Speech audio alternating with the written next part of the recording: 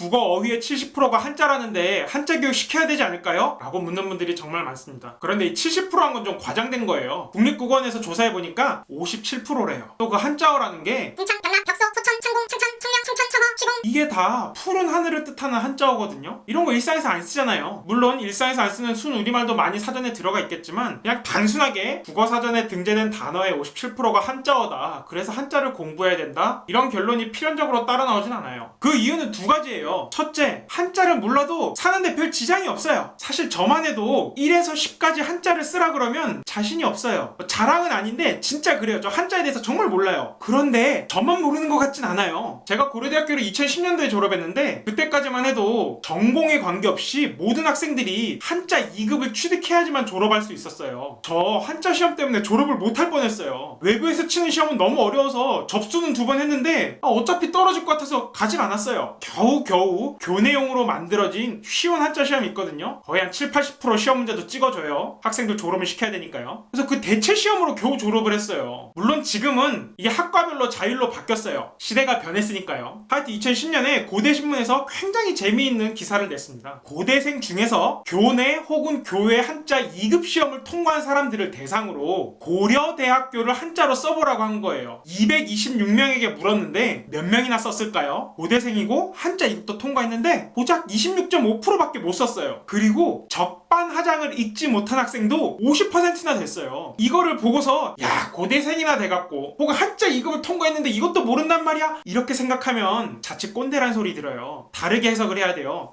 한자를 몰라도 별 상관이 없나봐. 그리고 여러분들 일상을 생각해봐요. 한자를 몰라서 불편했던 적 있어요? 막 한자 병기가 안 되어 있으면 어떤 단어 뜻이 뭔지 잘 몰라요? 안 그렇죠. 맥락이 있으니까 동응 이어가 나와도 뜻을 다 알고요. 뭐 크게 사는데 지장이 없어요. 그리고 한자를 몰라도 되는 결정적인 이유는요, 단어의 의미가 한자에 구속되지 않기 때문에 그렇습니다. 좀 말이 어렵죠? 예를 들어 방송이라 그러면 방송국 할 때 그 방송 생각하잖아요. 이게 한자어의 의미를 보면 놓을 방자에 보낼 송이에요. 그래서 뭐 전파를 보낸다 이런 의미로 방송이란 단어를 일본인이 번역을 한 것 같아요. 그런데 이게 원래 우리나라에서 어떻게 쓰였냐면요, 여러분 고등학생 때 춘향전 공부했으면 알 텐데 무죄자 방송할세 이런 구절이 있거든요. 그러니까 죄 없는 사람을 감옥에서 나가도록 놓아 보내준다는 뜻이에요. 놓을 방 보낼 송. 이 방송이란 의미가 지금이랑 워낙 달라서 그런지 2011년 국어 공무원 시험에서도 이거 밑줄 긋고 무슨 뜻인지 물은 적이 있어요. 이상하죠? 방송이라는 한자는 그대로인데 의미가 바뀌었다고요. 이 의미는 한자어에 구속되지 않아요. 그리고 개별 한자를 통해서 단어를 이해하는 거는요, 아주 기초적인 이미지를 잡는 데는 도움이 될지 모르겠는데 거기까지예요. 예를 들어 회사라는 단어와 사회라는 단어는요, 둘 다 모일사, 모일회가 모인 거예요. 단지 순서만 다르죠. 물론 회사나 사회나 뭔가 모인 건 맞아요. 그런데 그 한자어의 의미만으로는 이 회사와 사회의 차이를 알 수가 없어요. 물론 어떤 분들은 회사와 사회는 같은 거야 라고 믿는 분들도 있어요. 근데 그건 개인의 가치관의 문제고, 또 자칫하면 요즘에 꼰대 소리 듣기 쉽죠. 결국은 사람들이 이 단어를 어떤 의미로 정의해서 어떻게 쓰는지 이걸 봐야 그 둘의 차이를 알 수 있고 뜻을 알 수 있는 거지, 단순하게 모여있고 모여있다 이거 안다 그래서 뭐 해결되는 게 딱히 없다고요. 이 단어의 의미가 한자어에 구속되지 않는 사례는 전문 용어일수록 심해져요. 우리나라에 1000만 넘은 영화 중에 변호인이라는 영화가 있죠. 여러분, 변호인이랑 변호사랑 뜻 차이 알아요? 이게 한자어를 본다고 뜻이 나오는 게 아니에요. 이 형사소송을 할 때 피고인을 도와주는 사람을 변호인이라고 해요. 그런데 이 변호인은 변호사 중에서 뽑아야 돼요. 땡땡땡 변호인, 변호사, 누구누구 이렇게 써있다고요. 민사소송에서 어떻게 되느냐? 그때는 변호인이라고 안 하고요, 소송 대리인, 변호사, 누구누구 이렇게 써있습니다. 그러니까 이거는 그 학문이나 체계에서 특정 단어를 어떻게 쓰겠다 정의한 거에 따라서 쓰이는 거지, 그래서 변호사에서 이 사자 직업할 때 사자를 없애고 사람 인자를 붙이면 사람이 아니었던 게 사람이 되나? 뭐 이렇게 생각하면 안 되는 거예요. 한자어를 봐봤자 그 뜻 차이를 알 수가 없어요. 사실 한자어와 관련해서 이야기하려면 한도 끝도 없이 할 수 있어요. 여러분 과학 시간에 원자라는 단어를 배웠을 거예요. 이게 근원 원자에다가 아들 자자가 붙은 거예요. 뭐 입자라는 의미로 자자를 썼다 쳐요. 그런데 원자가 진짜 근원이 되는 입자예요? 요즘 고등학교 1학년 과학책을 보면 어디까지 나오냐면요, 원자는 전자와 양성자, 중성자로 이루어져 있고, 물론 중성자가 없는 것도 있긴 하죠. 이 양성자와 중성자는 3개의 쿼크로 이루어져 있다까지 나와요. 그러니까 이 원자가 더 이상 근원적이 아니에요. 그런데 왜 근원이 되는 입자가 아님에도 원자를 원자라고 부르느냐? 이 용어를 다른 입자한테 물려주는 것보다는 그냥 단어의 의미를 바꿔서 쓰는 게 편하기 때문에 그래요. 한자어에는 순환 논리를 갖는 경우도 꽤 있어요. 예를 들어 손자라는 단어는요, 아무리 한자를 들여다봐도 그 뜻을 알 수가 없어요. 왜냐하면 손자 손자의 아들 자자거든요. 손자의 뜻을 알기 위해서 손의 뜻을 알아야 되는데, 손의 뜻을 알려면 다시 손자의 뜻을 알아야 돼요. 감독하다라는 단어도 그래요. 볼 감자에 감독할 독자예요. 독자를 알려면 감독하다의 뜻을 알아야 되고, 감독하다를 알려면 독자를 알아야 돼요. 뱅글뱅글 돈다고요. 이런 의미의 끝판왕은 희생이라는 단어입니다. 이게 희생할 희자에 희생할 생자예요. 물론 이걸 깊게 따져보면 제사와 관련이 있긴 한데, 누가 한자 공부할 때 그런 걸 다 따져가면서 해요. 그냥 희생희, 희생생 이렇게 보는 거지. 하여튼 단어가 이 모양으로 생겼다 보니까 어떤 목적을 위해서 헌신하는 것, 이런 게 희생인데, 언제부턴가 사고를 당한 사람한테도 희생자라 그래요. 이 한자로부터는 도출되지 않는 의미가 희생과 희생자에 덧붙었다고요. 그래서 사고로 죽은 희생자인데 마치 어떤 목적을 위해서 목숨을 내놓은 것처럼, 헌신한 것처럼 무의식적으로 오해하는 경우도 있어요. 재미있는 사례죠. 하여튼 정리하면 한자어 몰라도 사는데 크게 지장 없다. 한자를 알아도 한자만으로는 안 된다. 이게 제 결론입니다. 물론 이런 얘기하면 한자가 얼마나 중요한지 아냐고 댓글 다실 분들이 있을 것 같긴 한데, 그래도 저는 한자 공부하기 싫어요.